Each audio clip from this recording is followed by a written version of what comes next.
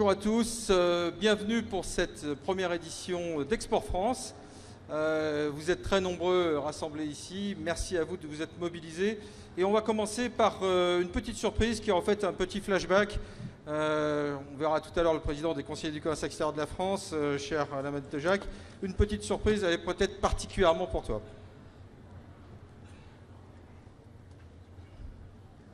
S'il veut bien l'annoncer, en régie.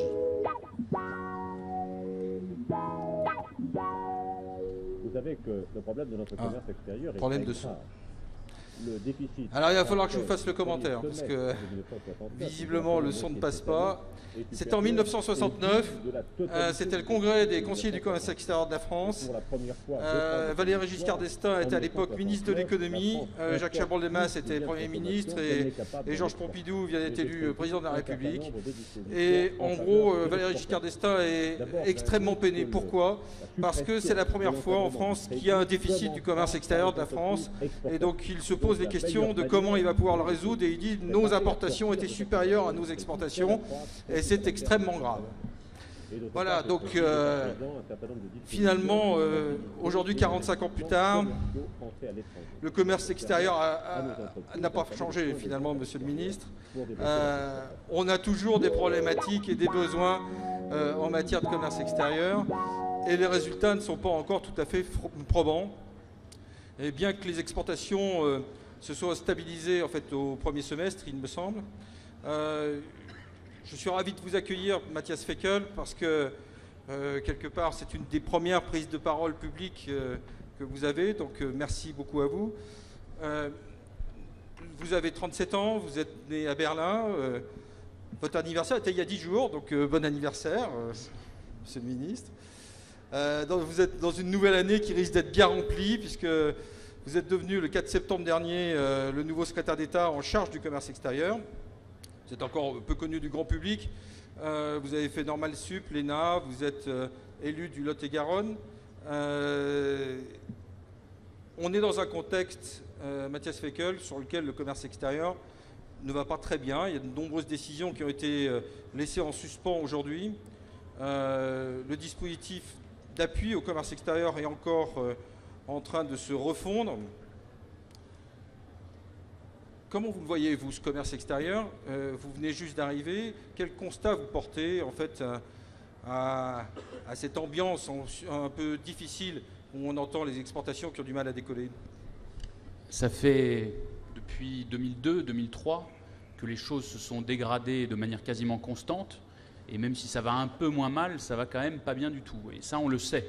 Et moi, je crois qu'il faut toujours, en politique comme ailleurs, regarder la réalité en face. Et vous êtes d'ailleurs les mieux placés pour le faire, puisque vous êtes dans les différents secteurs que vous représentez, dans les entreprises, confrontés tous les jours à la réalité. Donc, il y a d'abord la réalité de l'économie française aujourd'hui.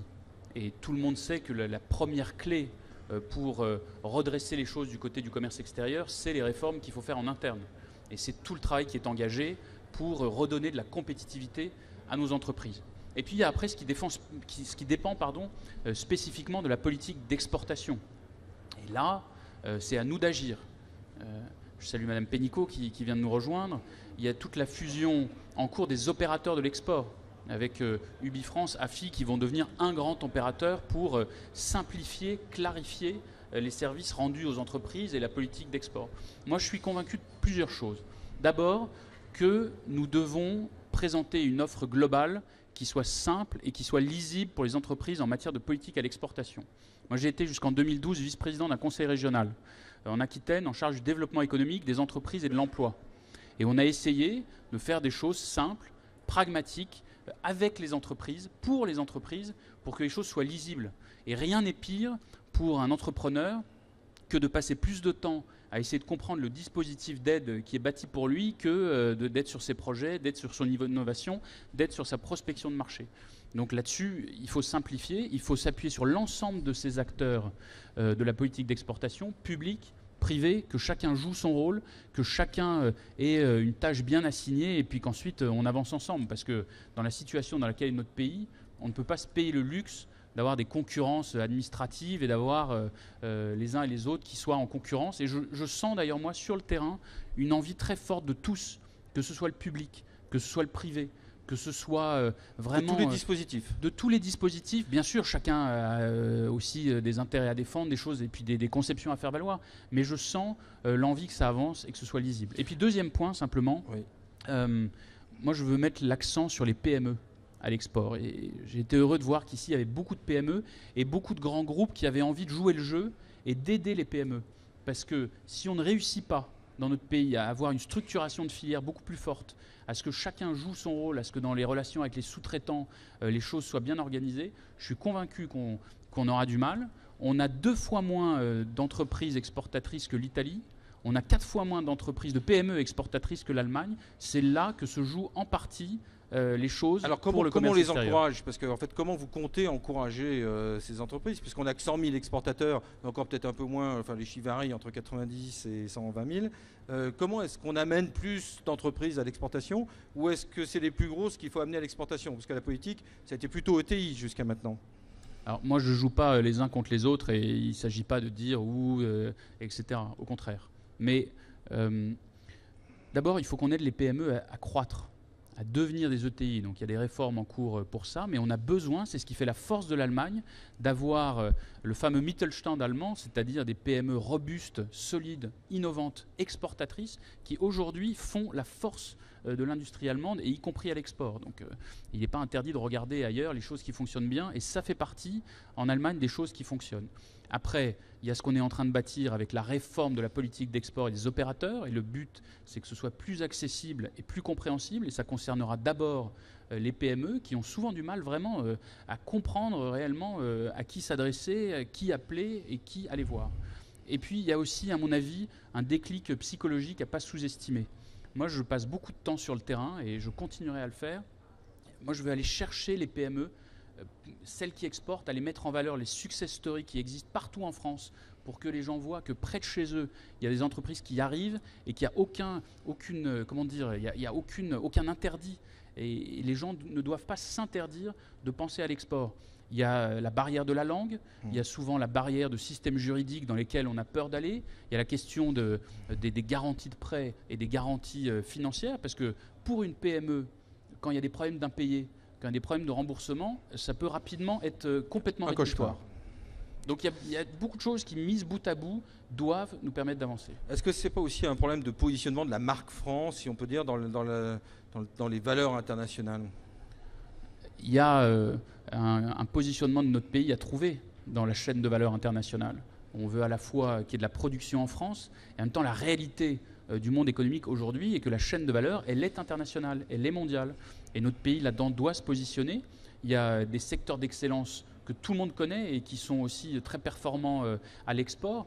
Moi, ce que je constate, c'est que la plupart des secteurs qui fonctionnent à l'intérieur du pays sont aussi les secteurs économiques qui ont des performances fortes à l'export. Donc il faut montrer que tout ça n'est pas contradictoire. Notre pays, il n'a pas à se replier sur lui-même. Le repli, il précède le déclin et il précède toujours des moments sombres. Donc il faut qu'on soit capable de se projeter, sans naïveté, sans dire que tout est acquis, sans dire que les choses sont simples. Mais encore une fois, notre pays a toute sa place à jouer dans les flux économiques mondiaux tels qu'ils existent aujourd'hui. Je vous propose qu'on fasse un petit débat avec l'ensemble des acteurs de cette équipe de France du commerce extérieur dont vous parliez un peu précédemment. Et je vais demander d'accueillir sur ce plateau Jean-Paul Planchou, vice-président du Conseil régional Île-de-France, Muriel Pénicaud, directrice générale du Bifrance et présidente de l'AFI, Alain Bantejac, président des conseillers du commerce extérieur de la France, et Jean-François Gendron, président de CCI International.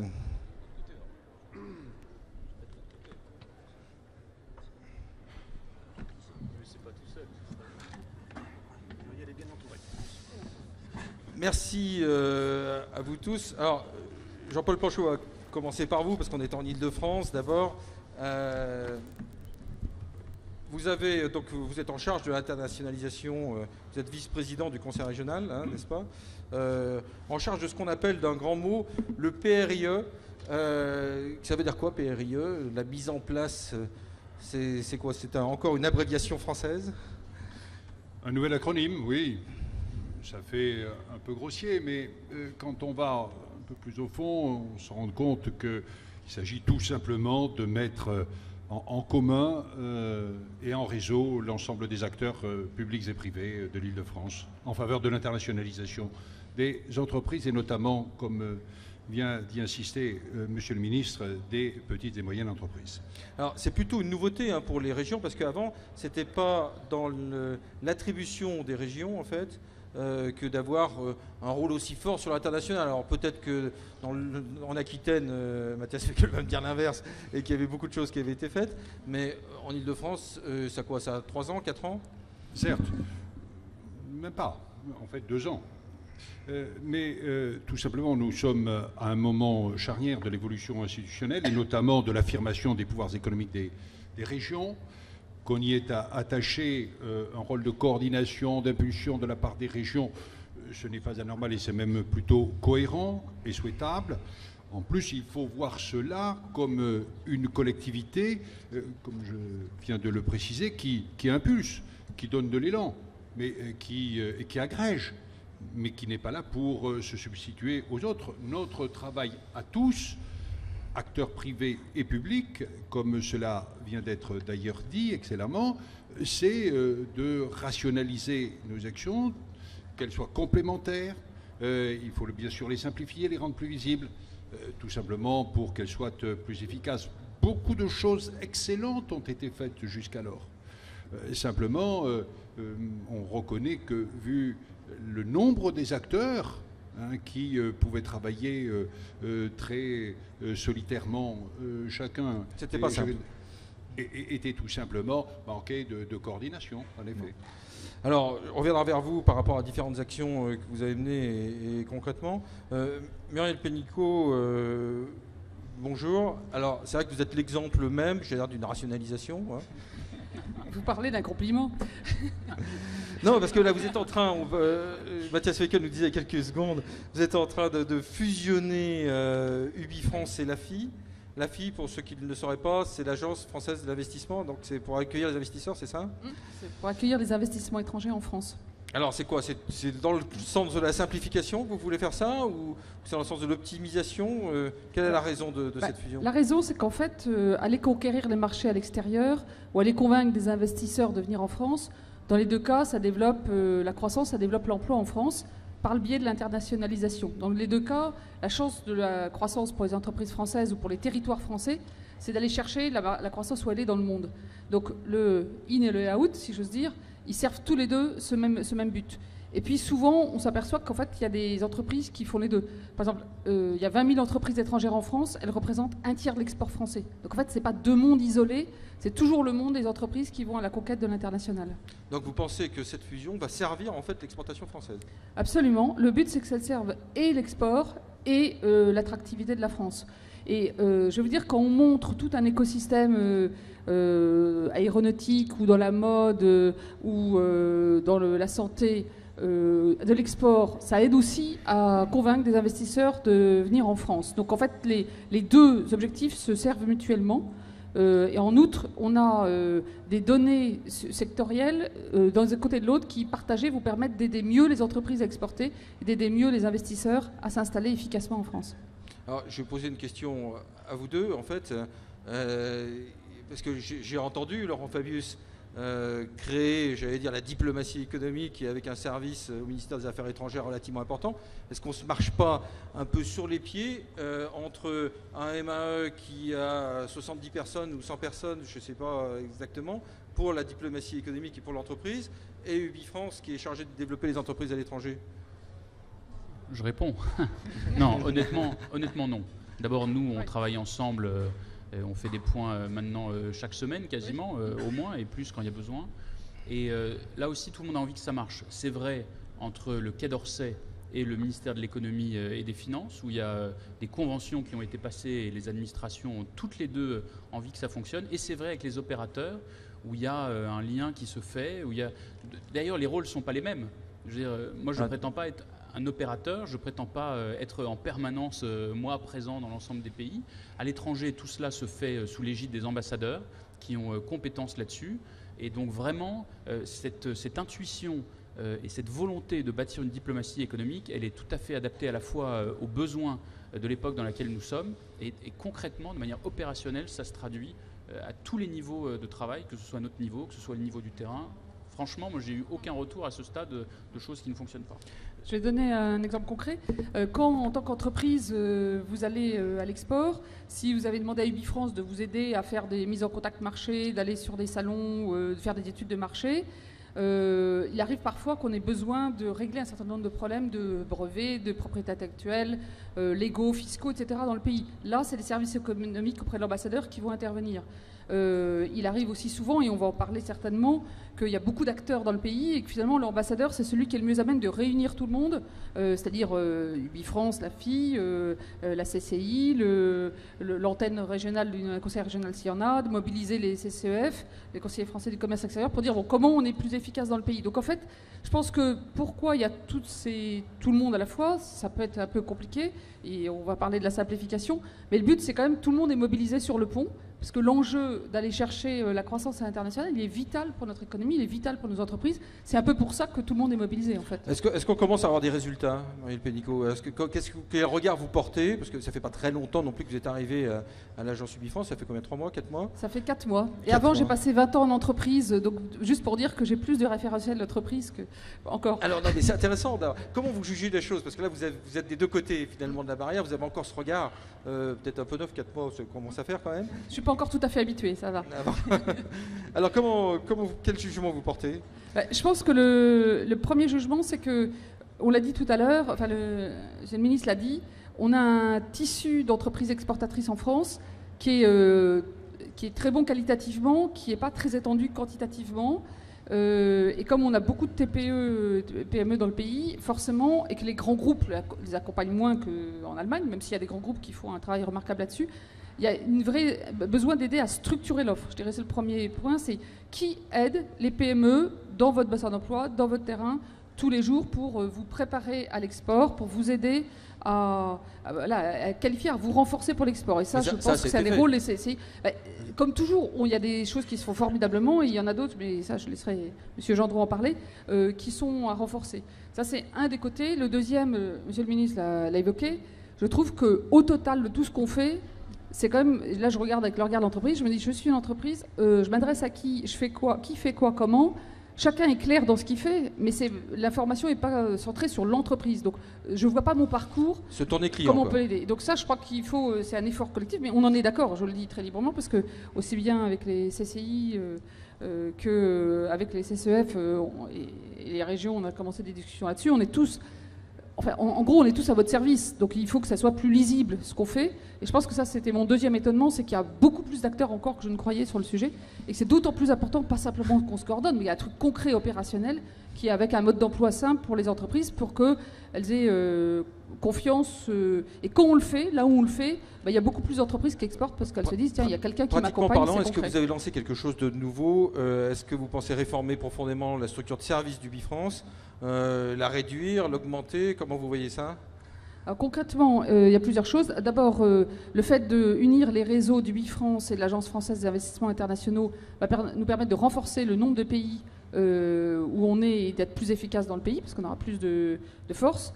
La deuxième chose, c'est qu'on a, en termes d'offres, je pense que de pouvoir penser à la fois export et investissement. Je vais donner un exemple. J'étais en Chine il y a 15 jours, j'ai vu voilà, ils sont très connus maintenant, les dirigeants de Alibaba. J'y allais pour un sujet de pouvoir obtenir des conditions de délai et de coûts moindres pour les PME françaises pour être sur Taobao, leur site en ligne, qui est quand même le premier site en vente du monde. Et en même temps, il m'a dit, ah mais tiens, finalement, on aurait peut-être besoin d'un sourcing en France, et on a commencé à parler investissement. Donc il y aura des offres qui permettent d'intégrer les deux. C'est-à-dire que pour l'export, pour les entreprises exportatrices, par notre casquette de l'investissement, on peut trouver des donneurs d'ordre, on peut trouver des grands clients dans les pays qui peuvent être, eux, des importateurs, donc pour vous, des partenaires ou des clients de l'exportation. Et puis surtout, dernier point, on a commencé des discussions, on ne peut pas dire le résultat parce qu'on n'a pas fini, mais dans un esprit extrêmement positif. Avec le réseau vois avec le sourire, consulaire. Donc ça va. Le réseau consulaire, c'est pas terminé, en France et à l'étranger. Et puis pour voir comment on articule mieux pour que de bout en bout ça soit clair et pratique et efficace. Jean-François Gendron, alors cette discussion c'est quoi? Je peux pas vous dire grand-chose puisqu'on se voit Jean-François encore demain. Gendron, donc préside ou destiné de CCI International, c'est-à-dire des chambres de commerce à l'international. Je ne sais pas quelle est votre question, mais avant que vous me la posiez, je voudrais quand même dire un petit quelque chose. En tant que représentant, en tant que chef d'entreprise d'une PMI nantaise et président de chambre de commerce, je me sens un petit peu le porte-parole des PME ici autour de cette table. Et je voudrais dire que, et c'est un nouveau message de plus au gouvernement, que pour que nos PME, PMI puissent exporter, il faut qu'ils aient un bon carnet de commandes, une bonne trésorerie et de bonnes marges. Parce que l'export, c'est du temps, c'est de la persévérance et c'est de l'argent. Donc voilà, renforçons les marges des entreprises, je n'en dis pas plus, on comprendra. Alors, porte d'entrée, là, Marielle Pénicaud l'a dit, donc visiblement vous êtes tous d'accord là-dessus. Les chambres de commerce en porte d'entrée du dispositif d'appui au commerce extérieur. Monsieur le représentant des entreprises, qu'est-ce qui manque? Quelles sont les stratégies gagnantes, puisque tel est le thème du débat?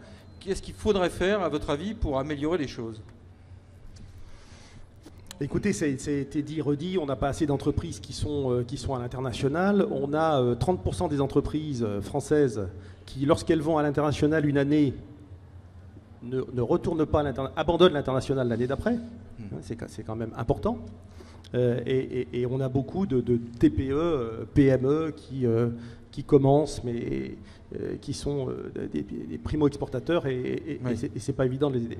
Puis à côté de ça, on a parlé l'autre jour au téléphone, on a, je crois, 30 000 entreprises qui font... Plus de 200 000 euros de chiffre d'affaires à l'export. Oui. Que 30 000 entreprises qui font en plus France. de 200 000 euros de chiffre d'affaires export, ce qui n'est pas non plus énorme. Donc, il faut essayer déjà d'organiser tout cela et de voir comment nous pouvons être les plus efficaces, voire les plus efficients avec ces différentes populations. Alors, est-ce que vous avez une proposition à faire là-dessus? Si vous voulez, c'est ce que nous essayons de faire au mieux déjà avec notre réseau, nos 420 conseillers qui sont répartis dans les chambres en France, dans la proximité, des actions de proximité, et puis nos 111 CCI françaises à l'étranger dans 81 pays. Qu'est-ce que nous faisons? Nous avons, premièrement, une action de sensibilisation parce qu'il peut y avoir des nouveaux exportateurs qui se méconnaissent, qui ont des produits à vendre à l'export, et ça, il faut les sensibiliser. Donc nous avons tout un tas d'animations dans nos chambres. Oui, un programme local d'animation. Un programme un peu comme, exactement comme ce que vous faites aujourd'hui. Ça, c'est le premier point. Opération de sensibilisation. Ensuite, on a tout ce qui est conseil et accompagnement des entreprises pour, comme le disait Marielle Pénicaud, les structurer et les aider à s'implanter à l'international. Et là, on a ce rôle d'assemblier avec un certain nombre de centres de ressources, si je peux m'exprimer ainsi, que sont bien évidemment UBI, les CCIFI, etc. Je vais être direct. Est-ce que, avec la réforme des chambres de commerce... Le troisième point, c'est l'animation des groupes, parce qu'on n'a pas encore dit que malheureusement, l'entreprise française a parfois du mal à aller en groupe, aller à plusieurs à l'export. Et le chasser en meute est important. Et donc, nous essayons de faciliter... Vous pensez que chasser en meute, c'est une solution et qu'on ne part pas assez ensemble? On part trop seul à l'export, et a fortiori quand on est PME-PMI. Donc, il faut absolument qu'on insiste là-dessus. C'est, je pense, ce qu'on veut tous faire, aussi autour de la table. Donc, okay. Ça c'est un message qui va bien aussi à Alain Bentejac, je pense, puisque Alain Bentejac donc, est le... On a beaucoup de nouveaux ici, qui est le nouveau aussi président des conseillers du commerce extérieur de la France. Excusez-moi Jean-Paul, vous êtes là depuis un peu plus longtemps, donc, mais vous avez été nommé il y a 3 mois, à peu près 4 mois. Élu. Félicitations. La notion de parrainage, la notion de portage est une notion qui va bien, qui rime bien avec conseiller du commerce extérieur. Quel jugement vous portez, vous, vis-à-vis de l'action qui a été faite aujourd'hui? Je crois que ça a été dit par le ministre lui-même. La situation du commerce extérieur actuel de la France est mauvaise, même plus que mauvaise. Et surtout, si on regarde l'évolution des parts de marché à l'export, c'est ça qui est l'indicatif, à mon avis, l'indicateur le plus inquiétant. Et donc, il faut lutter contre cela. La première mesure, je rejoins ce que disait M. Gendron, si on veut rétablir la situation, c'est d'abord de rétablir la compétitivité des entreprises. Parce que compétitivité prix et hors prix des entreprises. Car il est évident qu'on a beau avoir les meilleurs vendeurs du monde, si le produit n'est pas bon ou n'est pas au bon prix, on ne le vendra pas. Donc je pense que l'action de fond, elle est là. Et ça rejoint ce qui était dit aussi sur la nécessité de faire des réformes qui vont dans ce sens. Ensuite, on a un dispositif d'appui à l'export qui existe, et je crois que là, il faut l'utiliser au maximum. Et moi, si j'avais 2 mots à dire simplement, et d'ailleurs ça rejoint en grande partie ce qui a été dit, c'est mobilisation et simplification. C'est ça les 2 choses. Je crois que mobilisation, il faut que tous les acteurs se mobilisent. On voit d'ailleurs que c'est le cas, et c'est très bien. Les conseillers du commerce extérieur, ils font aussi partie du système. C'est un acteur un peu particulier, parce que ce sont des... Comment ils se positionnent dans ce système? Parce que les CCE, c'est un peu particulier. C'est des chefs d'entreprise, c'est des bénévoles. Donc, Voilà, c'est un outil, à mon avis, extraordinaire, puisque c'est 4000 chefs d'entreprise, ou hommes et femmes d'entreprise, situés partout dans le monde et en France, et qui sont prêts bénévolement à aider au système, à aider par des conseils au pouvoir public, c'est ce qui a été fait notamment aujourd'hui par la remise des propositions que Arnaud Collin-du-Bocage vous a faites, monsieur le ministre, et puis aider les autres entreprises par du parrainage, par du conseil d'entrepreneur à entrepreneur, ce qu'on appelle en bon français du peer-to-peer. C'est comme ça que j'ai appris qu'il fallait dire maintenant. Mais enfin, on voit bien l'idée, c'est-à-dire des gens qui sont sur le terrain et qui donnent un conseil, une mise en relation, etc. Donc en complément des autres acteurs. Nous ne sommes pas des opérateurs comme UbiFrance ou comme les chambres de commerce ou comme les organismes régionaux. Nous sommes des facilitateurs. alors, qu'est-ce qui manque? Parce que là, on ne vous utilise pas assez. Qu'est-ce qui se passe? Oui, je pense qu'on n'est pas assez utilisé. Monsieur le ministre, vous avez un outil formidable à votre disposition. Il est formidable parce que c'est un outil de qualité et en plus, il est gratuit. Il ne vous coûte pas un sou. Dans l'économie budgétaire, c'est important. Donc, il n'y a pas un sou de subvention et c'est même les conseillers qui payent eux-mêmes pour être conseillés. Donc, je dirais que c'est formidable, il faut l'utiliser davantage. Il est mal utilisé et je pense qu'il est mal utilisé parce qu'il est mal connu. Et s'il est mal connu, c'est à nous, conseillers aussi, à faire des efforts pour être mieux connus, avoir une meilleure image, une meilleure notoriété. De ce point de vue-là, évidemment, il y a plein de choses à faire, ce que je vais essayer de faire, mais une manifestation comme celle d'aujourd'hui, je pense, est un bon pas dans cette direction-là. Donc, nous avons du travail à faire pour être mieux vu, mieux intégré dans le système. Et puis, nous souhaitons que les autres acteurs, et en particulier le ministère, n'hésitent pas à nous utiliser au maximum. Jean-Paul Planchou, vous avez créé des agences à l'étranger, enfin une grande agence du commerce extérieur, et vous avez créé aussi, il me semble, des antennes à l'étranger, ou des maisons de la France à l'étranger, comme on dit, notamment aux États-Unis. Comment on appelle ça? Ce ne sont pas des initiatives de la région, c'est des initiatives de l'État, par rapport auxquelles nous apportons évidemment tout notre soutien du fait de notre présence. Mais là encore, avec tous les autres acteurs, je crois que ce qu'il y a d'important à prendre en compte, c'est ce qui a été dit par mes voisins de débat, c'est-à-dire la compétitivité des entreprises, ce que vient de rappeler le président Bentejac. Ça, c'est fondamental. Après, il faut qu'il y ait plus d'efficacité dans les réseaux d'intervention et de soutien et d'accompagnement. C'est ce qui est en train d'être fait en termes de visibilité, justement, de simplification, que ce soit ici sur le territoire, en l'occurrence francilien pour ce qui nous concerne, mais également à l'étranger. Qu'est-ce qu'on a noté comme tout un chacun? C'est qu'il y a quand même des territoires sur lesquels les acteurs sont peu présents et d'autres où ils se mêlent les pieds, parfois, tout du moins. Donc c'est ce qui est en train d'être fait. Je crois que ça bouge. Je crois que ça commence véritablement à bouger et que de ce point de vue, dans l'organisation des réseaux institutionnels de nature privée comme de nature publique, il y a véritablement une coordination, une impulsion, une synergie qui n'existait pas voilà quelque temps. Très bien. Merci. Monsieur le ministre, je crois qu'il va devoir nous quitter parce que vous allez, je crois, en Italie, non, c'est ça? Quelques instants. Peut-être un petit mot de conclusion pour nous avant de partir.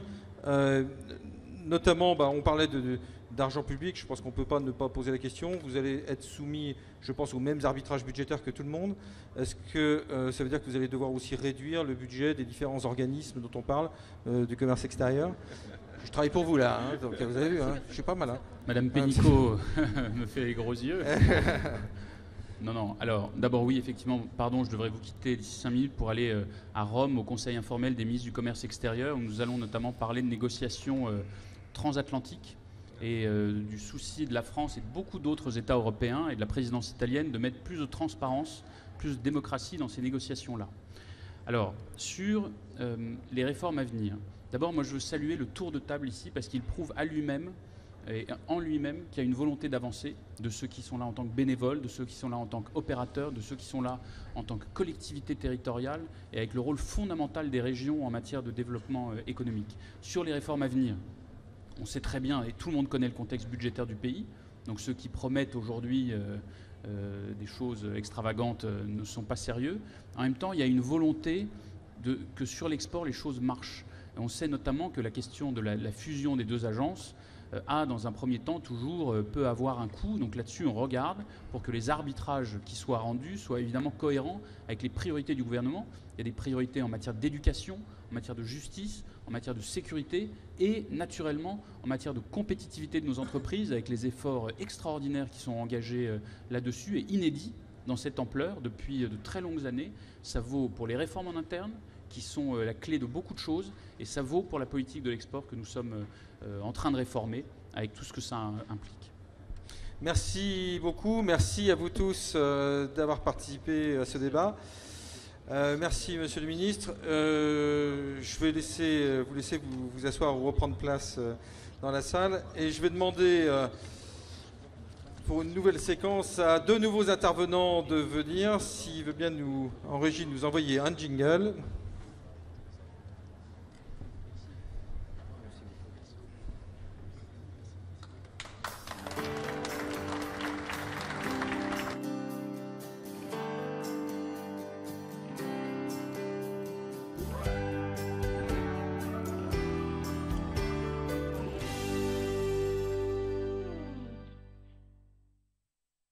Alors vous allez vous mettre chacun d'un côté, s'il vous plaît. Alors je vous présente Hélène Botchon, qui est chef économiste. Qui est économiste. Oh, vous pourriez être chef, je vous baptise chef, si vous le voulez bien. À la BNP, et Alain Rhin, qui est bien connu, je pense, de cette assemblée ici, qui est le directeur international de BPI France, qui est un organisme très actif pour tous les entrepreneurs, un peu au quotidien. Je vais commencer avec vous, Hélène, pour que vous regardiez un petit peu avec nous le panorama de la croissance. Donc on a parlé des acteurs, des grands acteurs. On parle maintenant plutôt du positionnement de la France dans le monde et de la croissance dans le monde. Alors comment est-ce que cette croissance mondiale se porte? Parce que nous, on est tous assez dépendants finalement quand même d'une croissance mondiale pour aller exporter nos produits. Alors le fait est qu'aujourd'hui, je pense que je ne surprendrai personne en disant que les perspectives sont pour le moins mitigées. On n'est plus du tout dans une phase de croissance telle qu'on l'a connue dans la première moitié des années 2000, juste après l'éclatement de la bulle Internet, donc de 2001 à 2007. 2007, juste avant l'éclatement de la crise financière. Cette période-là était bénie, apparaît bénie aujourd'hui dans le sens où tous les pays croissaient à l'unisson. On avait une sorte d'élan commun et la croissance mondiale tournait autour de 4, 5, 6% en moyenne annuelle. Et pays développés comme pays émergents participaient à cette dynamique. Aujourd'hui, on n'est plus du tout dans cette configuration. On a une croissance qui reste en ordre dispersé et en fait les qualificatifs, les adjectifs qu'on utilise aujourd'hui, donc j'ai déjà prononcé presque le principal d'entre eux, mitigé, mais on a surtout une croissance qui est faible, qui est fragile et qui est inégale. Et avec un morcellement, différents groupes. D'un côté, les pays avancés qui, dans leur ensemble, donnent l'impression quand même que la situation va en s'améliorant. Pays avancés, c'est-à-dire l'OCDE Voilà, c'est essentiellement les pays de l'OCDE, mais vous verrez qu'à l'intérieur de ce groupe, il y a des distinctions à faire. Donc d'un côté, les pays avancés, qui ont l'air d'aller, où la situation a l'air d'aller en s'améliorant, et de l'autre, les pays émergents, où la situation se présente, on va dire, moins bien, parce qu'on est dans une période, on va dire, de purge des excès passés, de rééquilibrage de la croissance. Ces pays ont eu une croissance très vigoureuse, et aujourd'hui, voilà, cette croissance ralentit. Donc, il y a l'air d'avoir une rotation au niveau des principales zones de croissance. Et à l'intérieur des pays avancés, vous avez une grande distinction entre, on va dire, les pays anglo-saxons, États-Unis, Royaume-Uni, où là, j'ai envie de dire que ce sont presque les 2 seuls pays où on peut dire que les perspectives semblent bonnes, avec voilà, une économie qui semble bien sur les bons rails. Et puis de l'autre côté, la zone euro, qui aujourd'hui suscite le plus d'inquiétude. Et à l'intérieur de la zone euro, là encore, vous avez, on va dire, 2 grands groupes de pays. Alors, Sachant que la situation en Allemagne a légèrement changé, on va dire très récemment, avec des indicateurs qui n'étaient pas très bons, mais l'Allemagne et l'Espagne faisaient partie des pays où les perspectives semblaient solides. Et puis notre pays avec l'Italie, pour n'en citer que deux, où la situation reste très préoccupante. Alors, deux questions à vous poser. D'abord, parce qu'on parle toujours beaucoup de la Chine, il y a certaines personnes qui disent qu'ils sont très inquiètes de la croissance chinoise. Votre analyse, c'est laquelle ? Je pense qu'on peut partager ces inquiétudes dans la mesure où la Chine, c'est l'exemple même du pays émergent qui est en train de mettre en place un rééquilibrage, c'est un mot aussi qu'on utilise beaucoup, un rééquilibrage de sa croissance qui tente de dépendre moins de l'extérieur et de développer, on va dire, sa consommation intérieure. Et d'ailleurs, oui, c'est bien le terme de consommation plus que l'investissement, parce qu'en termes d'investissement, il souffrirait d'excès d'investissement. Et vous pensez qu'il y a un problème pour trouver cet équilibre ? Alors, il n'y a pas un problème, mais c'est quelque chose qui prend énormément de temps. Et puis, pour la Chine, ça signifie aussi de mettre en place tous les filets de sécurité qui permettent de développer cette consommation. Exactement comme nous en France, si on a une consommation qui résiste aussi bien à la baisse et qui a autant d'importance dans l'économie française, c'est parce qu'on a une protection sociale, un système de santé, une assurance chômage, énormément de filets de sécurité qui font que, voilà, il y a des fondamentaux qui sont assez solides pour la consommation. En Chine, tout reste à faire de ce point de vue. Deuxièmement, on parle beaucoup d'Afrique. Vous pensez honnêtement que la croissance en Afrique va être aussi importante qu'on veut bien le dire, parce que là c'est vrai qu'il y a beaucoup de disent mais on a du retard, il faut qu'on aille en Afrique, y compris ton propre président d'ailleurs. Honnêtement, est-ce que c'est une vraie réalité pour vous ou est-ce que c'est encore en devenir ? Alors mon sentiment est que c'est plutôt en devenir. C'est vrai que c'est une zone, si on regarde les principales destinations des exportations françaises de marchandises, c'est vrai que l'Afrique, dans son ensemble, représente environ 6% des exportations françaises, donc c'est pas négligeable. Les États-Unis, le Royaume-Uni, c'est pareil, c'est 6-7%, bon ce sont des pays seuls. Mais donc la zone Afrique est une zone importante pour le commerce extérieur français, mais c'est vrai qu'en termes de perspective économique, on a l'impression que c'est un continent qui a un potentiel de développement absolument énorme. Mais on voit bien qu'il y a encore des soucis, on va dire, géopolitiques. Le virus Ebola, voilà, qui malheureusement déstabilise un certain nombre de pays.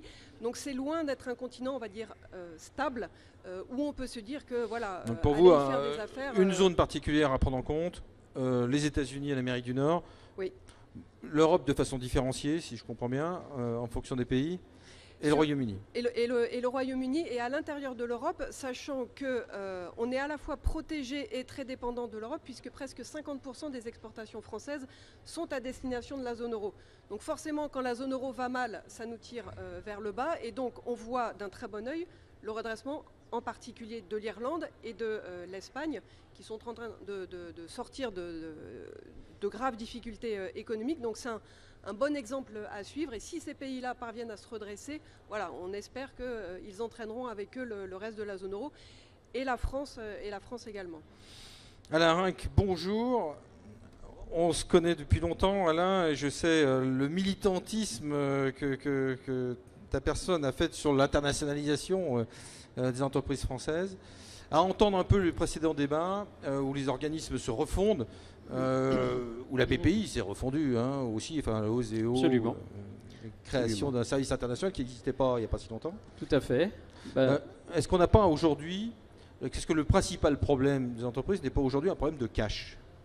Alors, le cash, c'est juste le pouvoir d'achat, et le cash a une puissance phénoménale aujourd'hui, parce que les entrepreneurs qui ont du cash sont des entrepreneurs qui aujourd'hui peuvent faire de la croissance externe à tout moment, n'importe quand, parce qu'elles ont les moyens de payer. Donc le cash, c'est fondamental. On a vu en 2008, rappelez-vous, le 19 septembre, quand Lehman Brothers a déposé son bilan, on a vu en 15 jours les marchés mondiaux de la finance asséchés, complètement asséchés.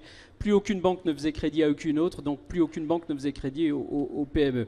On a redressé cela assez vite, mais le cash, c'est fondamental. Aujourd'hui, les banques sont toujours prudentes. Les banques sont prudentes, mais c'est leur métier d'être prudentes. Mais je rappelle que lorsque nous intervenons, BPI France, on intervient toujours avec une banque à nos côtés. Donc si on intervient, donc, les banques sont là. Mal des banques. Je ne dirais pas de mal des banques parce qu'elles font leur job en fonction de leurs possibilités et de leur business plan. Donc moi je sais qu'à chaque fois que BPI France intervient, on a une banque à nos côtés et c'est quelque chose qui me satisfait. On joue peut-être cet effet d'entraînement, c'est très bien d'ailleurs. Alors je reviens au cash quand même, pour pas faire de polémique. Considérant que le cash c'est une arme absolue de pouvoir d'achat aujourd'hui, on a relancé un produit que nos entrepreneurs connaissaient bien du temps de la Banque française du commerce extérieur. Pour les plus cheveux gris, pour les plus anciens d'entre nous, c'est la mobilisation de créances à l'export. C'est quelque chose qui nous a été fort demandé par notre clientèle. Je rappelle qu'on a chez BPI France 200 000 clients, on en aide 80 000 tous les ans à peu près, et on nous demandait ce produit-là. En partenariat avec les banques, on a recréé la mobilisation de créances à l'export. Ça a été lancé, c'est presque un scoop, hier, le 13. Merci donc Alain. on est le 14, tu vois, c'est parfait pour ce salon. On a déjà une très forte demande, puisqu'aujourd'hui, on est là pour dire aux entrepreneurs, vous discutez avec votre client à l'étranger, il est en train de vous tirer les prix, de vous bloquer les marges, ça a été évoqué, le problème des marges dans les entreprises. Nous, ce qu'on veut avec ce produit, c'est permettre à nos clients, aux entrepreneurs, de déplacer la discussion qu'ils ont avec leurs clients à l'étranger du problème du prix au problème du délai de paiement, leur disant, bah voilà, lorsque vous allez voir la société... C'est la grande force des Italiens, ça, parce que les Italiens avaient un système très bien foutu là-dessus. Mais exactement, donc on regarde aussi ce qui se passe ailleurs, on s'en inspire et on crée ces nouveaux produits. Est-ce que vous avez BPI une stratégie spécifique sur les entreprises exportatrices et en deux mots, quelle est-elle? Est-ce qu'il y a un segment d'entreprise que vous visez plus particulièrement? Alors on a une stratégie qui est toute simple, c'est de dire, il y a le feu au commerce extérieur, il y a vraiment le feu, ça brûle, si on n'y va pas, c'est foutu. Et on dit à nos entrepreneurs, on parle très cash avec nos clients, nos entrepreneurs, on leur dit que s'ils n'y vont pas, dans 5 ans, ils n'existeront plus. C'est très dur comme de dire ça, mais c'est aussi considérer le monde tel qu'il est aujourd'hui, parce que pendant qu'on est là à discuter, les Allemands, les Américains, les Chinois, les Japonais, les Coréens sont en train d'avancer sur les marchés. Donc il faut vraiment y aller, on leur dit, et je rappelle que BPI France, c'est pas un guichet, c'est une banque de démarchage. On a 600 collaborateurs tous les jours sur le terrain qui sont en B2B avec les entrepreneurs, et ils ont une mission. C'est de leur parler, une véritable mission, c'est de leur parler d'international, en leur disant tu n'exportes pas, mais comment ça se fait? On doit pouvoir trouver des voies et moyens pour exporter ton produit, parce que je rappelle qu'à chaque fois je me déplace où que ce soit dans le monde, on est bien accueillis, la France a plutôt une bonne image et les entrepreneurs français ont de très bons produits avec des technologies de pointe. Donc c'est quand même complètement fou de ne pas les amener dans les pays où ces technologies peuvent se vendre. Il y a bien un coin sur la planète pour chacun d'entre vous ici dans cette salle où votre produit peut être vendu. J'en suis totalement persuadé et convaincu. Donc on a cette mission-là, c'est de les convaincre, mais on a une seconde mission, ça n'a pas été évoqué tout à l'heure, en tout cas pas très bien, c'est de préparer nos entreprises. Combien on voit encore d'entrepreneurs arriver dans un pays le matin en sortant de l'avion, les yeux fatigués, ne pas savoir comment son produit, s'il fabrique des stylos, se fabrique, à quel prix, comment il se distribue dans le pays. Mais c'est une question de taille critique, c'est qu'en fait ils n'ont pas le personnel pour pouvoir faire ce genre de choses. Se préparer à ça, il n'y a pas besoin de taille critique. Aujourd'hui on a Internet, on prend un étudiant pendant 2 mois qui vous fait une synthèse absolument parfaite sur le marché du crayon en Corée du Sud, croyez-moi, ça existe. Il faut également, lorsqu'on recrute un directeur financier, se demander si ce brave homme ou cette dame sait déjà facturer en dollars ou en yens, c'est quand même utile.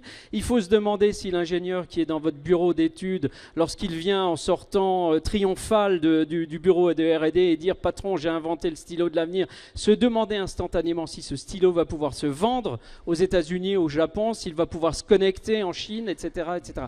Il y a tout cet esprit de préparation, cet esprit de l'international qui doit infuser dans les entreprises. C'est ça la mission des collaborateurs de BPI France. Je vous présente le nouveau directeur de l'international de PME France, de la grande PME française, qui a envie de faire... et nouveau carnet de chèques aussi du commerce extérieur français. T'as vraiment un gros carnet de chèques là aujourd'hui ? on n'a absolument aucun souci. Alors là, je me fais le porte-voix de Nicolas Dufourcq. On a 1,2 milliard d'euros à placer dans les entreprises. Ça ne trouve pas preneur aujourd'hui. Ça ne trouve pas preneur parce que je suis là et pas chez les entrepreneurs. Non, mais on va parler clair. C'est parce que tes services sont trop restrictifs. Non, je ne pense pas que les services soient trop restrictifs. On finance très régulièrement. On a une progression aujourd'hui de, j'aime pas dire ces chiffres, mais de 300% de nos pré-exports. 300% d'une année à l'autre, ça veut bien dire pré-export, je rappelle, pour les personnes qui sont dans la salle. Est-ce que c'est pas un niveau de risque qu'il faut prendre un peu plus de risques? Est-ce que votre rôle, c'est pas de prendre un peu plus de risques? Bien sûr que c'est notre rôle. Évidemment, on est construit pour ça. Mais je pense pas, j'ai des collègues banquiers dans cette salle, j'imagine en tout cas, je pense pas qu'on puisse nous reprocher de pas prendre assez de risques. On est très allant sur les affaires. Je pense que les retours que vous avez des entrepreneurs sont plutôt positifs. Ce qui ne veut pas dire qu'il ne faut pas qu'on s'interroge parfois, et il faut être très humble. On se plante parfois parce qu'on dit non, et on se plante aussi parfois parce qu'on dit oui. Se planter dans une banque quand on dit oui et que ça se passe mal, c'est quand même beaucoup plus important que ça fait mal. Bon, voilà. Merci beaucoup à tous les deux. Merci Alain de ton enthousiasme communicatif. Je voudrais, si tu me laisses une seconde, dire, parce qu'on est quand même chez les CCE ici. Oui, bien sûr. Dire que les CCE, c'est juste fondamental, que ce soit en France, que ce soit dans les pays. J'ai récemment signé une convention tripartite UBI-France, BPI-France, CCE au Japon. Les CCE japonais, quand je suis allé les voir il y a un an, m'ont dit on aimerait bien faire quelque chose pour les PME, notamment les PME techno qui viennent au Japon. Le Japon, c'est un pays hyper techno. J'ai dit banco, on essaye. Eh bien, on a signé une convention au mois d'avril de cette année avec les CCE au Japon. J'ai fait le point là ce matin avant de partir de mon bureau. Ils ont déjà coaché, ils ont pris sous leur aile 17 entreprises françaises, plutôt des PME, plutôt des startups, plutôt des boîtes qui ont une techno de pointe pour leur ouvrir les bonnes portes au Japon en liaison avec nos amis du Bifrance. C'est quelque chose, je ne sais pas si Alain Bentéjac est là parce que je ne le vois pas, mais c'est quelque chose qu'on peut dupliquer un peu partout dans le monde et je suis sûr que nos sections locales en France pourraient se faire les relais de ces bonnes pratiques. Voilà, merci à vous tous. On va poser la question maintenant à d'autres chefs d'entreprise. Je vais vous demander d'accueillir Jean-Jacques Lestrade, le président de Ponticelli, Frédéric Sanchez, président du directoire du groupe FIV, à Sébastien Crozier, directeur général d'Orange Horizon, et à Jean-Mathieu Sailly, président de Capital Export, de bien vouloir prendre place en attendant un petit jingle.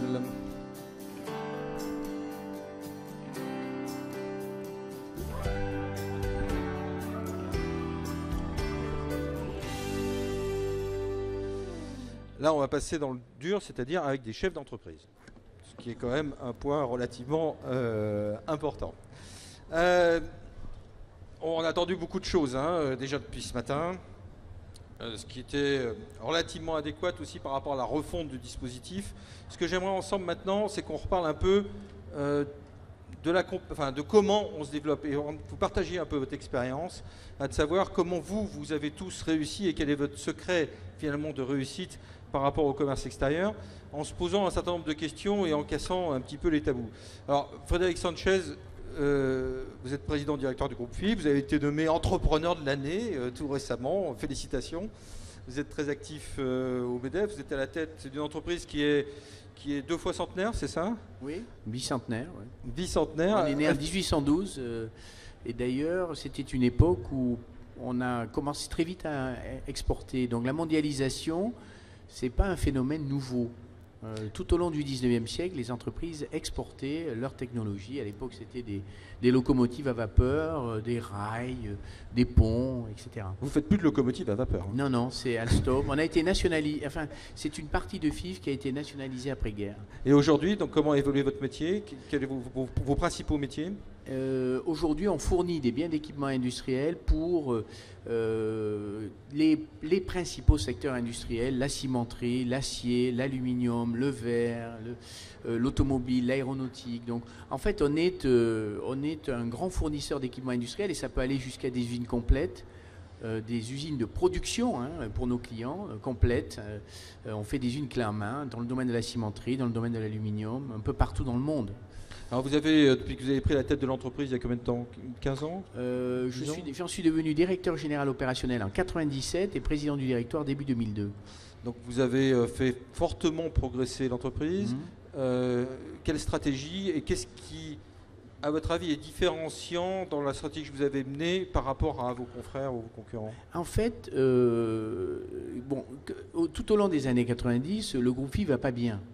Et je dirais que, si je voudrais être brutal, je dirais que c'était la chronique d'une mort annoncée.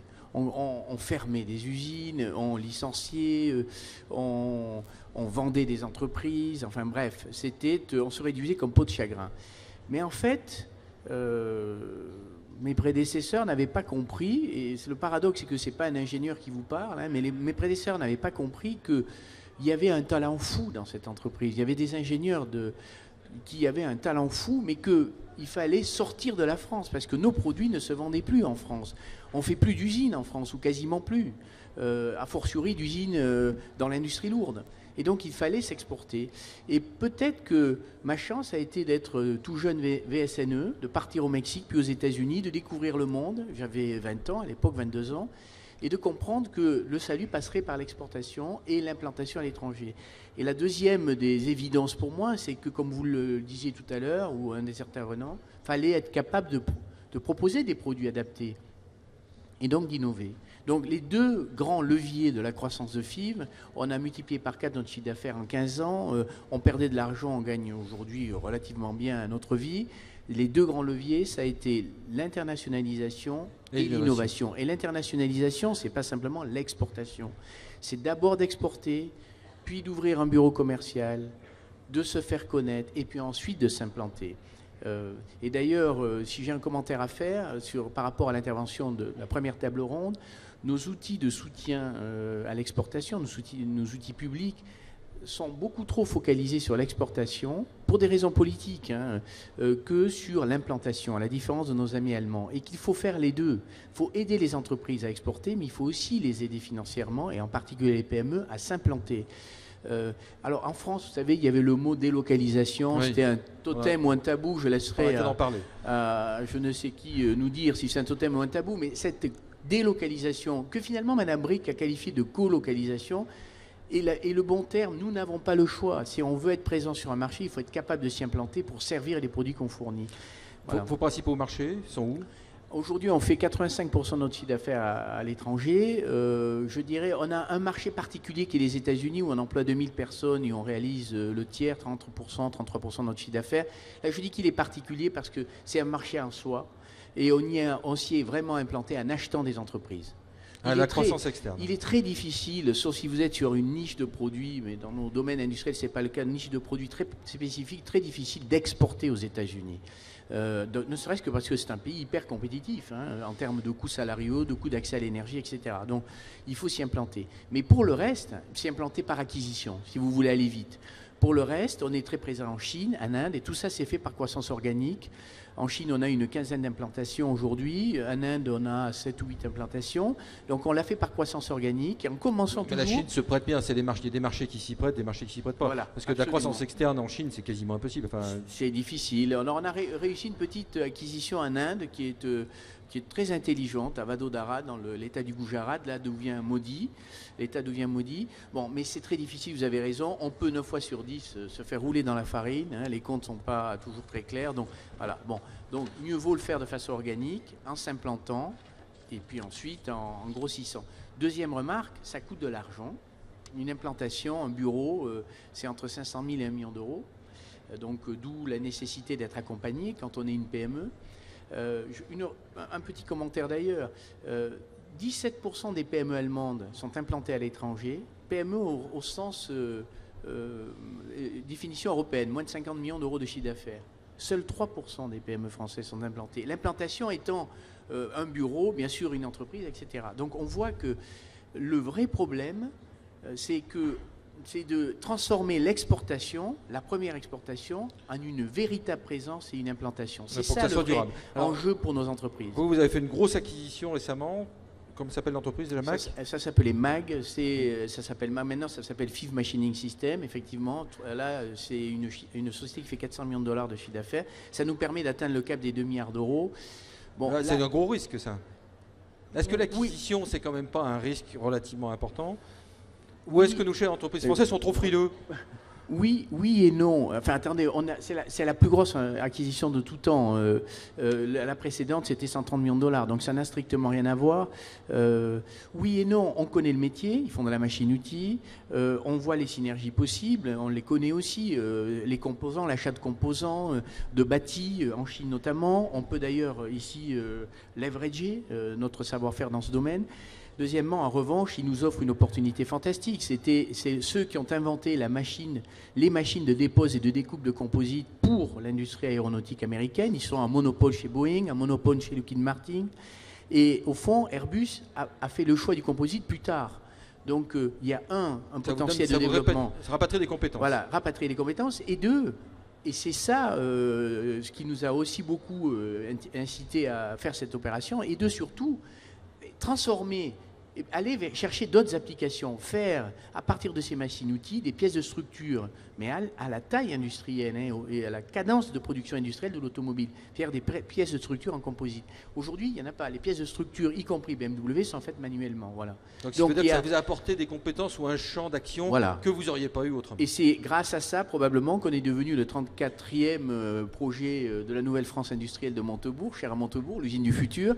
Et la première application, c'est une usine qu'on va construire prototype pour PSA Aéronaux à Rennes, et qui va donc dans laquelle on va industrialiser ces procédés à partir de nos machines-outils pour développer. Mais c'est un enjeu. Donc ça fait revenir l'industrie en France. Oui, mais c'est un défi et ça fait revenir l'industrie en France. Ça, je peux vous garantir. On transfère. On commence par il n'y a plus d'industrie en France et on finit par en faire revenir l'industrie en Absolument. France. Absolument. C'est un beau message. Merci. Je vous en prie. De ce message. Jean-Jacques Lestrade, alors vous êtes à la tête aussi d'une très belle entreprise qui s'appelle Ponticelli, qui est un groupe familial. Tout à fait. La particularité par rapport à Frédéric, c'est une société qui a plus de 90 ans également, mais dont le capital est toujours resté entre les mains de la famille. Ah, ça c'est rare ici. Donc toujours 80% et 20% le management. Vous faites quel chiffre d'affaires ? On fait un peu plus de 900 millions d'euros de chiffre d'affaires. À cette taille-là, rester familial, c'est quasi incroyable. Dites-nous un peu ce que vous faites. Alors, on est une société de services principalement pour l'industrie. Alors, on ne construit pas de machines comme FIV, mais on fait plutôt, on construit des usines. Alors, on travaille aussi bien dans le domaine de l'énergie pour EDF et Areva, et on travaille également beaucoup pour tous les pétroliers, tous les gens qui font. On construit des raffineries, on construit des plateformes de forage, on construit et on intervient également, alors aussi bien au niveau de la construction qu'au niveau de la maintenance et des travaux pour accompagner tous ces clients. Alors vous êtes présent dans quel pays ? Alors on est présent aujourd'hui principalement en Afrique. Alors Europe du Nord, sur un seul fuseau horaire, mais on a travaillé beaucoup au Venezuela, on regarde un petit peu ce qu'on peut faire au Brésil, on a travaillé en Indonésie, on a travaillé un certain nombre de pays, autres pays, mais aujourd'hui on s'est plutôt concentré sur l'Afrique.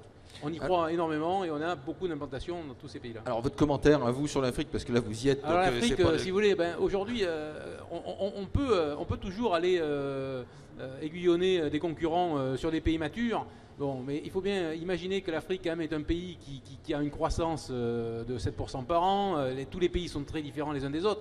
Mais c'est quand même beaucoup plus facile quand on veut commencer à faire de l'exportation dans des pays où on arrive, non pas le premier toujours, mais le deuxième, le troisième, plutôt dans des pays où on va se retrouver avec 20 concurrents. Donc la stratégie de Ponticelli, c'est toujours d'aller dans les pays... Oui, dans les pays, on est plutôt les précurseurs et on ne se retrouvera pas avec une concurrence phénoménale. Et là, ça, c'est un principe. Le deuxième aussi, c'est d'amener et d'aller faire des choses qu'on fait très bien chez soi. Alors, c'est pas la peine non plus d'aller inventer la poudre dans des pays où aller faire des choses qu'on ne sait pas bien faire. Si on est fort sur un certain nombre de marchés, c'est toujours quand même beaucoup plus facile d'aller également revendre ce type d'activité un peu plus loin. Alors vous êtes organisé comment ? C'est-à-dire vous avez aussi racheté des entreprises ? Alors on fait les deux. Alors nous on n'est pas très croissance externe à l'étranger. À l'étranger on a toujours créé quasiment à chaque fois. Par contre on rachète, on a 36 filiales aujourd'hui. 36 filiales. Donc on a plutôt tendance à racheter des PME et on essaie de travailler en transversalité et à les amener avec nous. Alors, et toutes les PME, la moitié des PME du groupe travaillent avec nous à l'export aujourd'hui parce qu'on arrive à les promouvoir, à les soutenir, à les faire se développer également à l'export. C'est la vraie, comment on appelle ça, la colocalisation Oui, je sais pas. Moi j'appelle ça la transversalité. J'aime bien le terme L'enjeu dans nos entreprises, c'est toujours la même chose. C'est de faire trouver la bonne valeur quelque part et essayer de la diffuser. Et je pense qu'aujourd'hui, ce qu'on arrive à bien faire chez nous, c'est ça. C'est aller diffuser Donc quoi, c'est les hommes parce Alors c'est des hommes. Alors, comment on est organisé? Alors c'est des hommes. Alors je vais redire une petite chose là qui choque toujours. Et je dirais que par rapport à ce qu'a dit Frédéric, c'est un peu la même chose. Il n'y a pas que les NTIC, il n'y a pas que les nouvelles technologies, etc. On peut aussi faire des très belles choses dans du basique. Alors moi j'ai amené là, on a fait une dernière publicité qui est sur notre stand, je la montre. Vous voyez, nous participons à la magie de l'industrie. Parce que l'industrie c'est aussi magique, quoi. C'est aussi magique que parfois l'informatique. Donc je pense qu'il faut aussi, faut pas se décourager et se dire on n'est plus capable de faire des usines chez nous, on n'est plus capable de produire chez nous. On doit être capable aussi de le faire. Alors, et comme Frédéric, on a délocalisé beaucoup de préfabrication. On avait des ateliers en Pologne, on avait des ateliers au Portugal.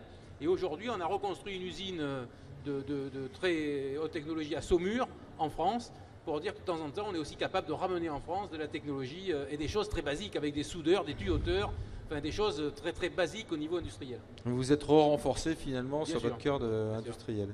Intéressant parce qu'en fait là on a deux cas qui sont assez différents en termes d'implantation, avec plus des implantations locales en aidant des entreprises. Est-ce que tous les deux vous êtes prêts à accompagner des PME dans le développement international? Très honnêtement on le fait beaucoup. Moi alors je vais être, on est une entreprise familiale, on travaille dans le domaine de l'énergie, du parapétrolier. On a été énormément aidé par des EDF, des Areva qui nous ont entraînés, des Total.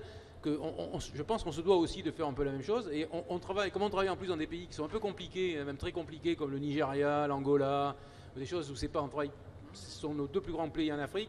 Bon, on aime bien amener avec nous des entreprises, même qui sont dans des domaines qui sont très différents des nôtres.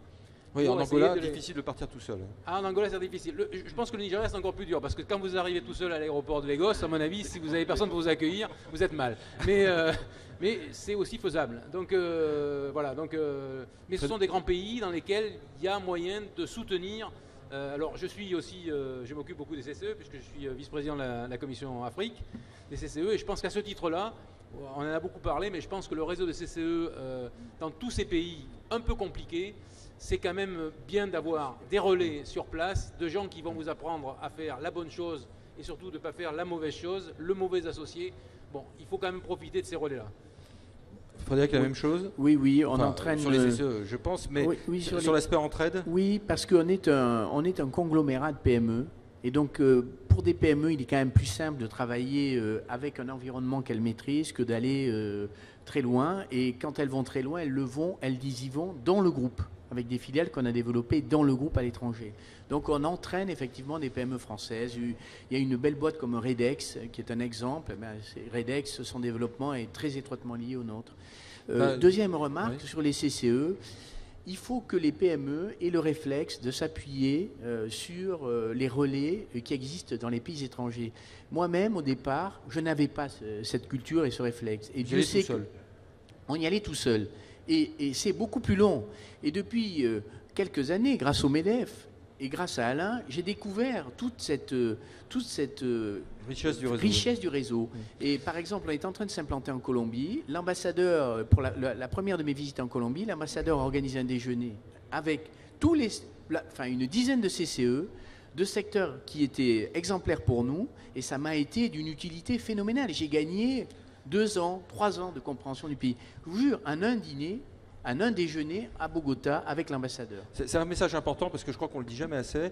On ne réussit jamais tout seul finalement à l'international. Il y a toujours un moment quelqu'un qui nous a aidés, qu'il soit public, privé, que ce soit notre chef d'entreprise, mais on est toujours en train finalement, il ne faut pas en avoir honte finalement, de se faire aider en matière de développement à l'international.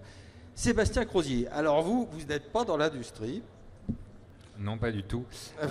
Puisque vous êtes directeur général d'Orange Horizon, qui est une branche spécifique chez Orange. Absolument. Alors en fait, on est une filiale à 100% d'Orange, qui est en fait le cheval léger de l'entreprise sur les marchés grand public dans les pays dans lesquels on n'est pas opérateur. Juste pour vous donner quelques petits rappels, Orange, c'est à peu près une trentaine de pays dans lesquels on est opérateur grand public, dont évidemment la France. C'est aussi une couverture internationale mondiale en termes de câbles sous-marins. c'est une couverture mondiale dans les 200 pays du monde sur le marché entreprise, puisqu'on est capable d'accompagner n'importe quelle entreprise par l'existence d'un réseau historique qui était celui des aéroports internationaux. Donc ça, c'est notre implantation générale. Mais sur le marché grand public, on n'est présent que dans une trentaine de pays. Et en fait, on a décidé de créer une entité pour adresser les autres marchés grand public dans l'univers du digital. Donc en fait, on est dans l'univers extrêmement dématérialisé. Et aujourd'hui, dans une soixantaine de pays, si vous tapez orange.com, vous allez tomber dans une version localisée d'Orange, indépendamment des pays dans lesquels on est déjà présent. Parce qu'on considère que le digital est la première étape finalement pour partir à la conquête de l'international. Ça, c'est un message assez étonnant, quoi, finalement, même pour un opérateur de réseau, parce que finalement un réseau, je ne sais pas combien ça coûte de déployer un réseau dans un pays, mais les investissements doivent être phénoménaux. Donc vous avez choisi de ne pas développer des réseaux, mais de développer finalement du service. Alors absolument. En fait, déjà, les réseaux, on n'en déploie pas un très grand nombre dans un pays. On a 3 à 4 opérateurs. Quand on n'a pas eu la chance d'être choisi dans les premiers ou de procéder par voie d'acquisition, en fait, on n'est pas présent dans le pays.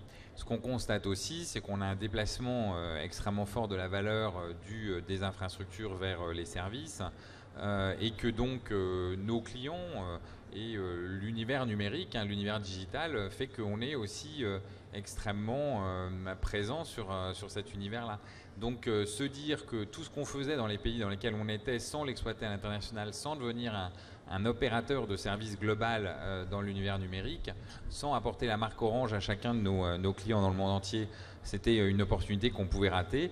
Et puis en fait ça nous permet progressivement d'abord d'être digital. Donc digital c'est quoi? C'est des services où on va trouver du contenu, on va trouver des services, puis on passe à la deuxième phase. On fait aujourd'hui de la vente en ligne dans plus de 20 ou 30 pays dans lesquels, 25 ou 26 pays dans lesquels on n'est pas opérateur, mais on fait quand même de la vente en ligne, soit de produits de terminaux classiques pour faire des télécoms, soit de produits pour venir visiter la France en termes de touristes. Et puis après, finalement, petit à petit, on installe des points physiques de distribution. Et puis le stade ultime, évidemment... Donc en fait, pour vous, le multimédia, si on peut dire, les nouvelles technologies, vous servent cheval de Troie, finalement, pour développer du chiffre d'affaires. Sur la chaîne de valeur, en fait, on monte progressivement vers le statut d'opérateur, en commençant d'abord par un environnement dématérialisé, et puis progressivement en s'implantant physiquement. Alors évidemment, après, il y a des étapes qui passent par l'installation de filiales dédiées dans un certain nombre de pays où la législation et la réglementation nous l'imposent. Et puis, éventuellement, après, on se retrouve à être candidat à l'attribution d'une licence ou à devenir opérateur parce que le marché le permet. Bon, alors, c'est quoi les difficultés et vous, quels conseils vous auriez à donner? Parce que, notamment en Afrique, vous êtes assez présent Alors, effectivement, en Afrique, on est assez présent en tant qu'opérateur. On est aussi maintenant de plus en plus présent sous forme digitale. Nous, le premier constat qu'on fait, c'est qu'il n'y a aucun pays simple. C'est-à-dire qu'il y a une espèce de théorie ambiante qui dit le pays dans lequel je suis allé, c'est absolument l'épouvantable, c'est beaucoup plus compliqué. En réalité, chaque pays a ses spécificités, chaque pays est différent. La France aussi est compliquée pour l'extérieur. Elle n'est pas plus compliquée d'ailleurs que d'autres pays. Donc déjà, ça c'est une règle fondamentale à avoir, qu'il n'y a pas de pays compliqué, il n'y a que des pays dont il faut apprendre l'écosystème. La deuxième élément, c'est qu'effectivement, nous, en tous les cas, ce qu'on essaie de faire, c'est de s'appuyer sur des expertises de PME qu'on emmène avec nous à l'export parce que, tout à l'heure, on le disait, chasser en meute, c'est beaucoup plus facile que de chasser tout seul. Donc on essaye toujours de regarder comment localement on peut créer un premier niveau d'écosystème qui soit à la fois avec... Quel type de PME dans vos bagages? En général plutôt des logiques de start-up. Le groupe a développé toute une série de programmes. Alors ça s'appelle les Orange Fab notamment, où en fait on a des PME qui sont des start-up, qui sont dans l'outil, qui sont même presque un peu moins que des PME, qui sont des toutes petites entreprises, mais qui ont une... On peut emmener à l'international. Qu'on peut facilement dans le digital emmener à l'international, et puis l'international ça s'apprend, et plus une entreprise l'apprend tôt d'ailleurs, plus elle réussit dans son développement général. Et puis il y a des startups qui sont complètement dédiées à une vision internationale transverse qui traverse les frontières. Le digital est quelque chose qui traverse les frontières. Le principal obstacle est évidemment la langue. dans l'univers digital. Après, il y a des questions parfois réglementaires, mais effectivement, on essaie de créer ces écosystèmes. Donc, on a des programmes qui s'appellent les Orange Fab. On en a un dans la Silicon Valley, on en a un autre à Paris, on a un troisième qu'on est en train d'ouvrir.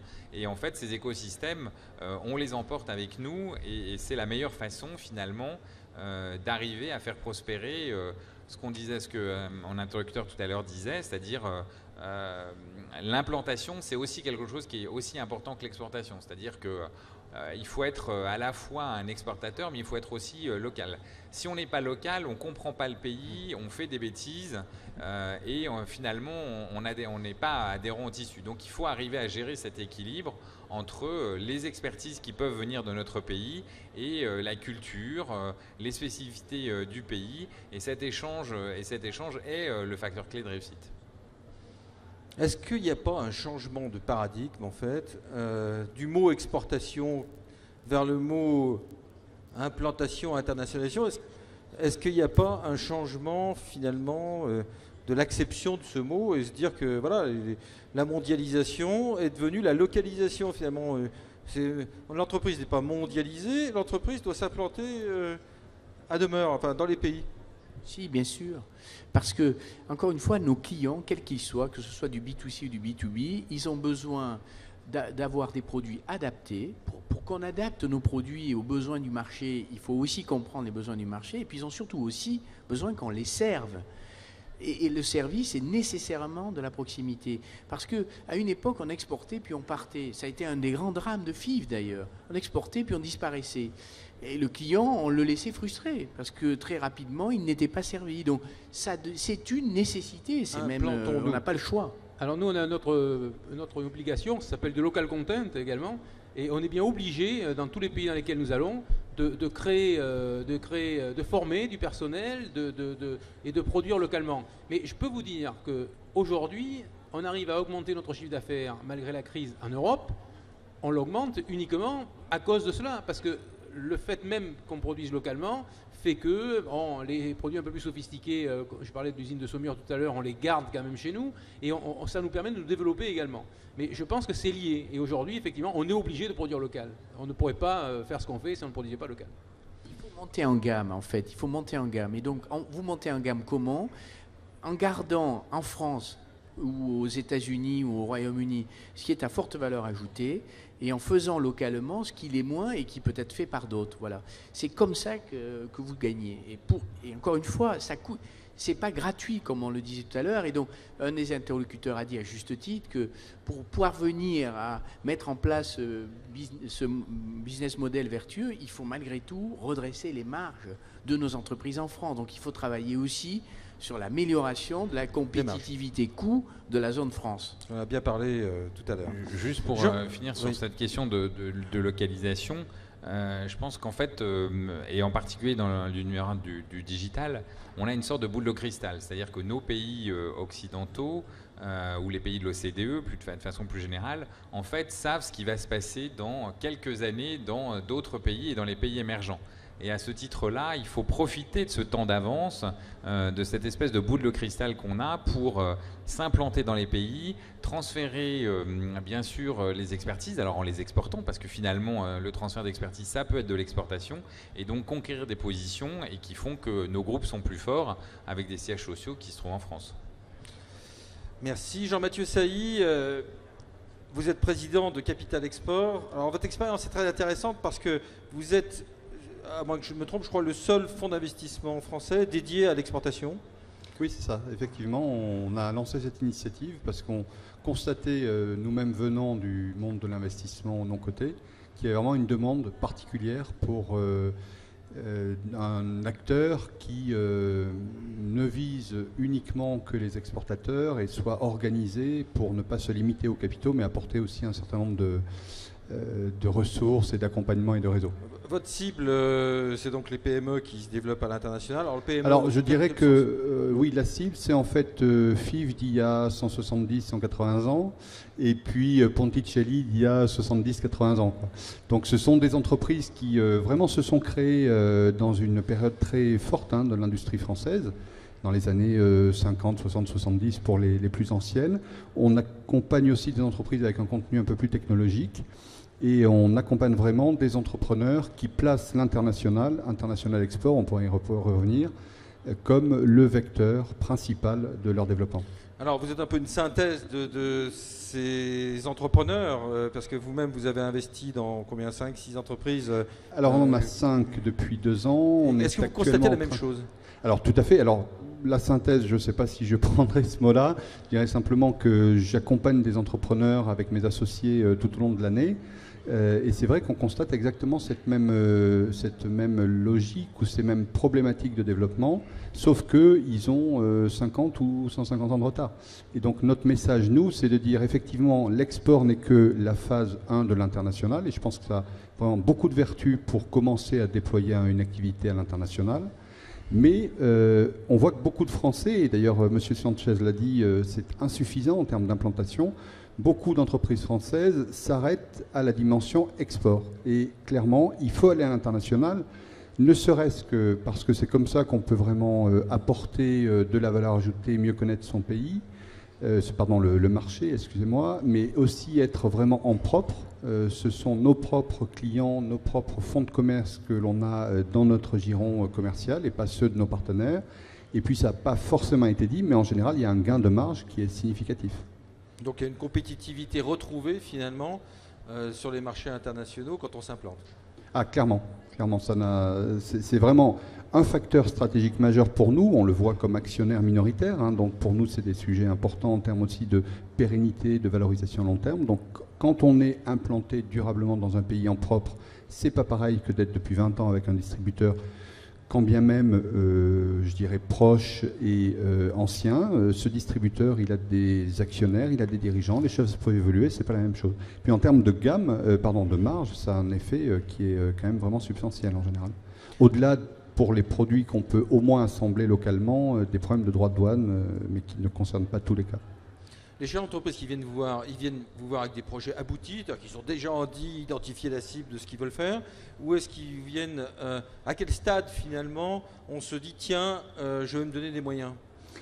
Il y a tous les cas, mais majoritairement ce sont des entreprises qui ont déjà actionné l'export et qui se retrouvent souvent en but à un problème de financement. Ce problème de financement, il est assez facile à comprendre. Bizarrement, des entrepreneurs qui ont mis 20 ans à développer une assise domestique vont ouvrir une dizaine ou une quinzaine de positions export en 5, 7, 10 ans. Donc ça fait beaucoup de fronts à mener. Et donc nous, notre rôle, c'est de leur dire, faites un tri dans vos priorités. C'est vrai que le bon sens voudrait qu'on sélectionne des marchés plutôt rentables et plus trop grands pour s'y implanter, pour vraiment investir de l'argent et surtout investir des moyens humains et commerciaux. Et puis, on essaie d'instiller ce qui a été largement présenté par les autres interlocuteurs, les autres intervenants, l'idée de regarder des croissances externes, sachant que la croissance externe, l'acquisition locale, il y a beaucoup de sortes, mais pour moi, j'affirme qu'elle est moins risquée et plus chère. Donc elle est moins risquée, ce qui est un élément pour nous favorisant. Par contre, elle demande en général de mobiliser des capitaux. Moins risquée, mais pas plus cher? Ah si, moins risqué et plus cher. Si, moins risqué et plus cher. Elle est moins risquée puisque par rapport à établir un fonds de commerce ex nihilo, c'est clair qu'un fonds de commerce existant a beaucoup de vertus. Il y a la question effectivement de l'intégration, mais je pense que selon les méthodes, selon l'état d'esprit de l'acquéreur, les choses peuvent se passer relativement bien. On peut dire que c'est plus simple dans des pays, on disait développés tout à l'heure, c'est-à-dire de l'OCDE, que dans des pays plus émergents. Dans les pays émergents, on peut aussi penser que l'acquisition doit être adaptée en termes de risque par sa taille. Nous, on a des entreprises dans le portefeuille et on regarde aussi des affaires qui regardent des acquisitions dans des pays assez émergents, où en fait on va racheter un fonds de commerce. Donc c'est vrai que la dimension économique et financière est finalement assez peu importante, même si elle existe, mais c'est surtout que dès lors qu'on a fait cette acquisition, on devient brésilien avec des Brésiliens et puis des produits brésiliens. Donc c'est quand même un avantage de pénétration de marché qui est très fort. Le gros inconvénient de l'acquisition, c'est qu'il faut qu'elle se présente. On ne peut pas la décréter. Oui, donc il faut la chasser finalement, c'est une question d'opportunité. Et les CCE peuvent nous y aider, comme Ubifrance, comme les CCE franco-étrangères, comme les opérateurs privés. Il y a beaucoup de dispositifs pour identifier des acquisitions à l'étranger. J'ai demandé à Alain Bentejac de de venir pour nous faire. C'est pas prévu, Alain, mais tu sais, il faut toujours un peu des imprévus aussi dans la vie pour. Tiens, viens t'asseoir à côté de Jean-Mathieu, puisque tu es aussi chef d'entreprise quelque part, donc ça pourrait. Jean-Mathieu, vous pouvez investir encore combien d'entreprises là maintenant? Enfin, vous êtes limité ou vous n'êtes pas? Alors aujourd'hui, on peut investir dans une dizaine d'entreprises et puis on travaille déjà à une réflexion pour augmenter les moyens, parce que c'est vrai qu'on a reçu quand même un accueil très favorable de la part des dirigeants exportateurs qui voient, je pense, dans cette spécialisation et puis dans l'équipe qui travaille vraiment au contact direct d'exportateurs, une courbe d'expérience, une connaissance des réseaux qu'on ne trouve pas forcément directement ailleurs. En tout cas, messieurs, je ne sais pas ce que vous en pensez, mais je trouve que c'est un très bon outil et que c'est vrai que ça vient bien complémenter le dispositif général d'appui au commerce extérieur. Alain, un peu en synthèse, un peu de tout ça. Alors toi aussi, tu développes, enfin, tu as combien de filiales à l'étranger? On a une trentaine de filiales. Oui. Une entreprise qui s'appelle Artelia, c'est ça? Oui. Une trentaine de filiales par acquisition ou par développement from scratch? Les deux, mon général. Donc on fait les deux suivant les opportunités, essentiellement par croissance organique, développement d'opérations à partir de contrats existants. Ensuite, on essaie de se pérenniser, puis parfois par acquisition. Je dirais que c'est effectivement un point de vue un petit peu différent de Jean-Mathieu. Je dirais que c'est toujours plus cher et c'est parfois aussi plus risqué. Mais ceci dit, il faut quand même le faire aussi. C'est un axe de développement évidemment très important, mais qu'il faut savoir manier avec précaution, voilà, comme beaucoup de choses.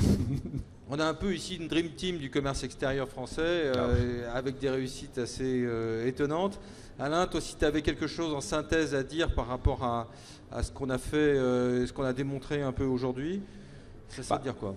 D'abord, je dois dire que j'ai trouvé tous les débats extrêmement intéressants. Je trouvais que c'était un grand succès, je trouvais qu'il y avait beaucoup de monde, j'ai trouvé qu'il y avait on sentait une vibration, je vous ose dire, positive. Je pense que ça, c'est important.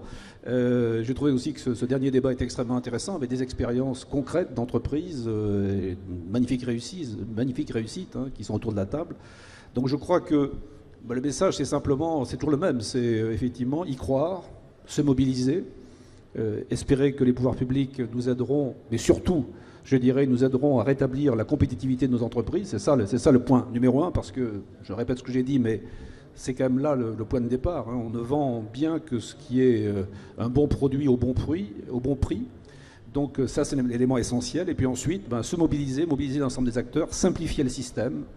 Je crois que c'était aussi positif. Ce que j'ai entendu était positif. On voit qu'il y a des évolutions intéressantes. On voit que le rapprochement, la fusion même UbiFrance-AFI se fait. Moi, j'ai été un fervent défenseur de cette idée. Je pense qu'on peut aller plus loin. Très joli rapport. Je pense qu'on peut aller plus loin. Je pense qu'il y a d'autres idées. Je pense que les entreprises, au fond, je crois que si on part de la demande des entreprises en matière d'export, et on a fait pas mal d'enquêtes là-dessus, elles ne cherchent pas forcément plus d'aide. Elles cherchent des acteurs mobilisés et un système lisible et simple. C'est ça qui est important. Et je crois qu'avec ça, je crois qu'on peut y arriver à condition de tous se mobiliser, mais je crois que c'est la bonne direction. Et Alain, elle cherche du conseil, et vraiment les CCE, je ne suis pas là pour faire la pub des CCE, c'est bien, tu peux le faire. Clairement, vous êtes un outil extraordinaire. Quand on arrive dans un pays, il faut voir l'ambassadeur, le conseiller commercial et les CCE. Mais franchement, parce qu'eux vivent sur le terrain et comprennent nos problématiques. Donc, et cette Dream Team, elle me paraît essentielle. Je précise que ça n'était pas rangé. Je suis bien avec Frédéric, mais on s'est pas du tout concerté. Vous échangerez vos billets à la sortie, pas de problème. Merci. Pour conclure, je demanderais juste de pouvoir, pour les PME, organiser des petits déjeuners avec les CCE dans les pays, parce qu'effectivement, c'est certainement très très efficace. C'est fantastique. Alors FIV, effectivement, peut mobiliser peut-être un déjeuner, mais en tout cas, pour les PME, déjà des petits déjeuners, ça serait ça y est, on a lancé des actions concrètes. Je charrie, Alain. Juste pour répondre à ça, il y a des solutions aussi très simples, c'est de suivre les réunions qui sont organisées. Les CCE en organisent par eux-mêmes, mais le MEDEF en organise aussi. Alors je vais dire, on parle d'Angola, on parlait tout à l'heure à FADEC d'Angola, mais le 3, 4, et la première réunion qu'il y aura avec le MEDEF en arrivant à Luanda, ce sera la réunion avec les CCE. Il faut s'accrocher à ce genre de réunion. UbiFrance en fait aussi. Bon, et je pense que pas la peine non plus on ne s'appelle pas tous FIV et on n'est pas tous reçus par le. Mais j'ai pas de réunion spéciale. Ça y est, ils sont partis. Vous avez vu, ils sont partis. Tu as raison. J'ai la chance de présider 2 comités MEDEF, la Birmanie, le Vietnam, et au Vietnam en particulier, la Birmanie c'est vraiment l'étape d'après, mais au Vietnam en particulier, la plupart des délégations sont constituées en grande majorité de PME. Et effectivement, le rendez-vous incontournable, il est le premier soir quand on arrive, ou le lendemain matin au petit déjeuner, avec l'ambassadeur parce qu'on est reçu, mais les CCE, voilà. Merci. Merci. Je vais demander à Arnaud Collin du Bocage de nous rejoindre. Merci à vous tous de votre participation. Arnaud, des beaux débats, je sais que tu n'as plus de voix, alors donc je ne vais pas te demander de trop parler. Si tu as retrouvé de la voix ou pas? Non, j'ai pas.